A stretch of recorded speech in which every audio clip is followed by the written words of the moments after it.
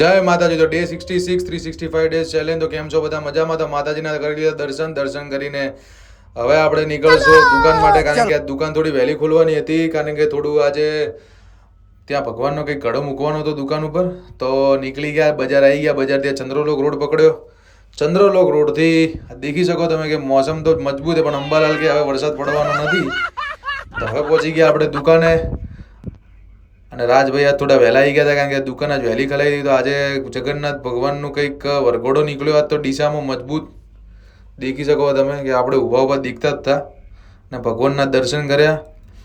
દર્શન કરીને ભાઈ હવે નીકળી ગયા ખેતર માટે, કારણ કે આજ ખેતરે પપ્પા કંઈક નવું ટ્રેક્ટર લાવ્યા હતા. તો ટ્રેક્ટર દેખો મિતુલભાઈ કયો ઊંઘ્યા હે, બાદલ કાકા ઊંઘ્યા. આપણું ટ્રેક્ટર પડ્યું, તો ટ્રેક્ટર લાવી દીધું. દાદાનું બાઇક પડ્યું, યાદ આવી ગયા તો દાદાની બાઇક દેખીને. તો ભાઈ પાવભાજી લેવા ગયા મિતુલભાઈ માટે.